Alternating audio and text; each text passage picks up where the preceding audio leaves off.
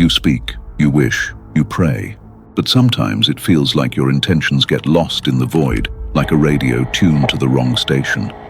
You try to communicate with the universe, but you feel that it isn't listening. How do I tune in to the universe? How do I know if it's listening, sending a sign, or conspiring in my favor? What if the problem isn't your message, but your language? What if the universe doesn't understand words, but only frequency? There is an ancient law, the secret behind all of creation, that states exactly this, that nothing is still. Everything moves, everything vibrates. The universe is not silent, it is a symphony, and the key to decoding reality is to learn to hear the music. In this video, we will decode the law of vibration. We will explore the secrets of Nikola Tesla. We will witness the visual proof of how sound creates matter. You will understand that you don't attract what you want, but what you are vibrationally. And you will learn how to tune your frequency so that the universe not only listens, but finally responds. Prepare yourself. The symphony of the universe is about to be revealed.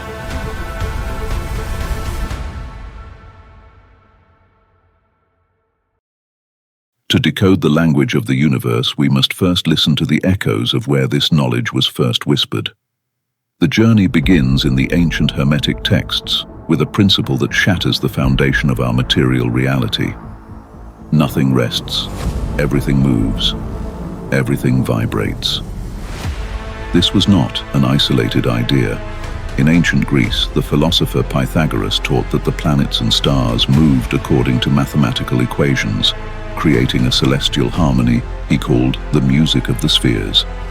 In the East, the Vedic traditions for millennia referred to Om as the primordial sound, the original vibration from which all of creation emerged.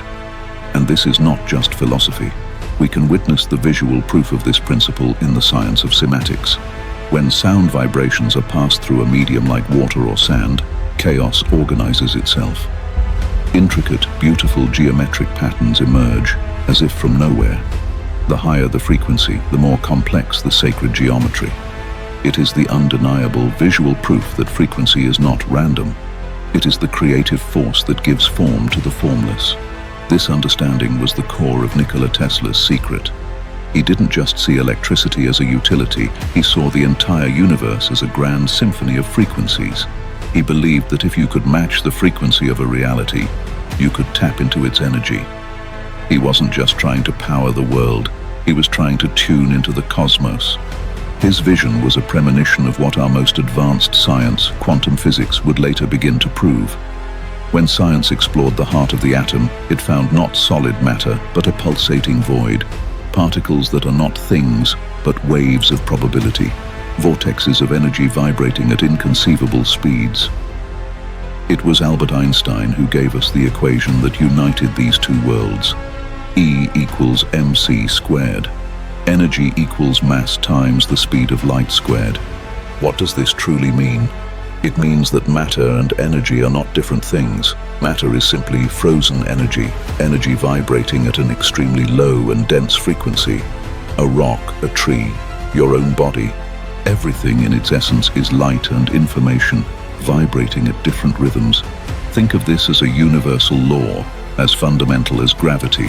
You don't see gravity, but you live under its rule. The law of vibration works the same way. It is an invisible force that governs everything. And like an invisible maestro, this law not only rules, but organizes all matter into a perfect resonance. This is why we can now see that the universe is not a collection of separate objects. It is a single vast symphony of frequencies. The question now becomes personal. If the universe is a symphony and everything within it is a note, what does this mean for you? What is your frequency?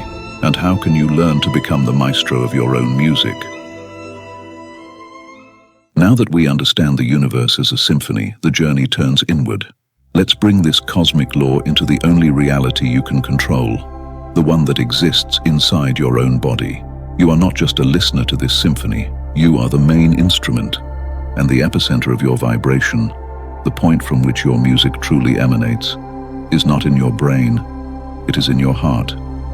This is not poetry, it is biology. Scientists at the HeartMath Institute made a stunning discovery. The human heart generates an electromagnetic field that is up to 5,000 times stronger than the field generated by the brain. This field is not contained within your body. It expands around you in a radius of several meters. It is a measurable aura of energy. And here is the secret. The quality of this field changes drastically with your emotions. When you feel genuine gratitude, compassion, or love, your heart beats in a coherent rhythm, and the field it emits is a harmonious and powerful wave. It is a clear and stable signal. But when you feel fear, anger, or frustration, your heart's rhythm becomes chaotic, and the signal you transmit becomes noisy and dissonant. So understand this: your emotions are not just random feelings.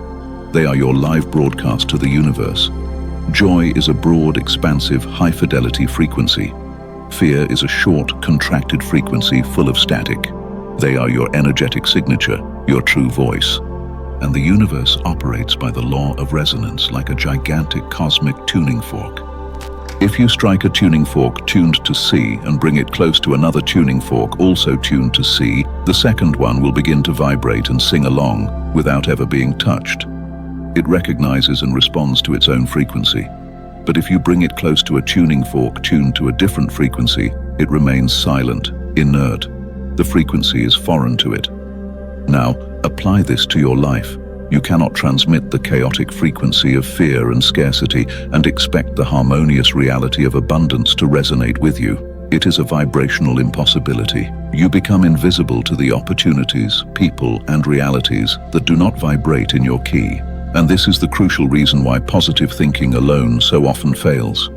Your mouth can repeat, "I am prosperous," but your heart, the most powerful transmitter you possess, is screaming the frequency of doubt. There is a conflict of signals, and the universe does not respond to your whispered words. It responds to the thundering music of your being. It does not give you what you say you want. It gives you back a perfect mirror of the frequency that you are. This is where the great causal progression lies, the map of manifestation that the philosopher Lao Tzu left for us. Your thoughts become your words become your actions become your habits become your character, and your character becomes your destiny.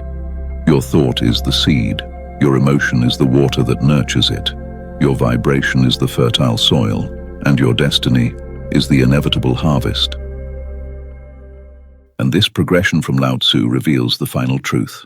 Everything begins with a thought. But the question no one asks is, which thought? The conscious thought you choose to have now, or the automatic thoughts that have been running in your mind for years? To answer this, we must remember our first secret, the principle of mentalism. There, we established that your mind is dual, the conscious captain who stands at the helm and decides the destination, and the subconscious crew who works in the engine room carrying out orders without question. And this is where an apparent contradiction arises. If the crew obeys without question, why doesn't the ship change course immediately when the captain shouts a new order? The answer is the piece that unites everything. The crew does not obey the orders shouted from the deck. The crew obeys the map in their hands, and for years, perhaps your entire life, they have been navigating with this same map. This old map is what the legendary Bob Proctor called the paradigm, your mental programming formed by your past experiences, the words you heard in childhood, your beliefs and habits. And this map has only one destination charted, your comfort zone, your normal, even if that normal is scarcity, doubt, or loneliness. Now, imagine the scene. The captain, your conscious mind, is at the helm. He sees a new horizon, an island of abundance, and shouts with all his might, "Change course, sail for abundance." It's a positive thought, it's an affirmation. But the crew, down below in the engine room, doesn't hear the shout. They are busy. They are being perfectly obedient, following the map in their hands, the paradigm. And how does this map control the ship? Through emotion. The crew, following the map of scarcity, generates the familiar feeling of lack, and it is this feeling that becomes the real vibration of your body, the true music the ship emits. Does this sound familiar? That feeling of taking 2 steps forward and 2 steps back, of trying to change but always ending up in the same place. This is not a mutiny of disobedience. It is a mutiny of programming.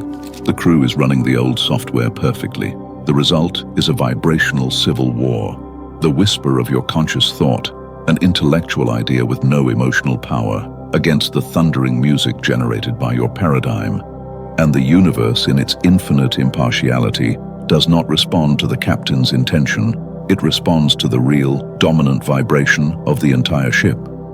This leads us to the most important conclusion of all. The law of attraction is not about thinking positive. Mentalism is not about having an intention. And the law of vibration is not about feeling good for a moment. The true mastery is the art of going down to the engine room and patiently handing a new map to your crew. It is the science of reprogramming the paradigm so that the vibration of abundance, health, and love is not something you try to force, but rather the music your being plays, automatically and naturally. So, how do you hand a new map to the crew? How do you reprogram a paradigm that has been reinforced for a lifetime? You must understand that a maestro cannot create a sublime symphony with a broken or out-of-tune instrument, and your body is your instrument. Your physical state matters deeply. The food you eat, your connection with nature, the quality of your rest. All of this tunes or detunes the strings of your being, making it easier or harder to maintain a high vibration.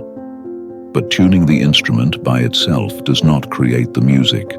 The source of the entire symphony, the point from which mastery truly begins, is not on the outside. It is on the inside. The answer is, at once, simple and profound. You do not hand over the map with willpower. You hand it over with feeling, with immersion. The subconscious crew does not learn through logic or orders. It learns through experience and repetition. For them to accept a new map, they need to feel what it's like to have already arrived at the destination. They need to rehearse the route so many times that it becomes the new normal. This is where you stop being a captain who just shouts orders and become the maestro of your own symphony. A maestro doesn't force the musicians to play. He feels the music, he becomes the music, and he guides the orchestra through his own vibration. And to begin, let's do a practical exercise. A challenge I call the vibrational rehearsal. It is your first step in delivering this new map. First, define the keynote. Think of your greatest desire. Now, go deeper. Don't think about the thing, the money, the relationship, the job. Think about the emotion that thing would bring you. Is it the feeling of freedom, of security, of peace, of unconditional love? Choose one word. That is your keynote. That is the frequency of your desired destiny. Second, the 60-second rehearsal. For one day, just one day, your mission is, every hour, to stop for 60 seconds. Close your eyes and ask yourself the question, using that keynote word you just defined. For example, if your word was peace, you would ask, what would it feel like if I felt peace right now? If your word was freedom, you'd ask, what would it feel like if I felt freedom right now? Don't try to think of the answer. Try to feel it in your body. Where does that emotion live? Is it a warmth in your chest? A lightness in your shoulders? A relaxation in your stomach? Just feel it for 1 minute. You are rehearsing the vibration. You are showing your crew, through the language they understand, the feeling of the new destination. Third, create an anchor. Associate this feeling with a simple gesture. It could be touching your thumb to your index finger. It could be a touch on your heart. Every time you do the 60-second rehearsal, make the gesture. Throughout the day, you can use this anchor to instantly reactivate the feeling without needing to close your eyes. The purpose of this rehearsal is not to ignore problems or pretend that negativity doesn't exist. The purpose is to deliberately practice your new dominant frequency. You are drawing the new map, one line at a time, with the ink of emotion. Each 60-second rehearsal is one more clear instruction for your crew. With enough repetition, they will not only learn the new path, they will forget the old one. The vibration of your keynote will become your natural state. And when that happens, the universe will have no choice but to respond. The law of attraction becomes automatic, because you will no longer be trying to attract, you will simply be. We have heard the echoes of this truth throughout history. We have decoded your emotions as your vibrational signature. We have witnessed its power in the vision of Tesla and the science of sematics. The truth now resonates clearly. The universe is a symphony, and you are the composer. So the final question is not if this law is real. The final question is, what masterpiece are you choosing to compose with your life? This knowledge is not meant to be merely admired. It is meant to be lived. It is an invitation to stop being a passive listener to the noise of the world and to become the conscious maestro of your own reality. The vibrational rehearsal is your first step. Mastery comes with daily practice. To seal this new identity, I invite you to make a declaration of your power. In the comments below, type the words, "I am the maestro." This is more than a comment, it is an affirmation. It is a signal to yourself and to the universe that you are no longer at the mercy of the world's music, but that you are, from this day forward, taking up the baton to conduct your own. This journey of decoding ancient wisdom is the purpose of this channel. If you feel called to continue exploring the secrets of the universe and your own power, then subscribe to Aspiria and activate the bell. May this not be the end of a video, but the beginning of your conscious composition. The knowledge has been passed to you. The symphony is waiting for your command.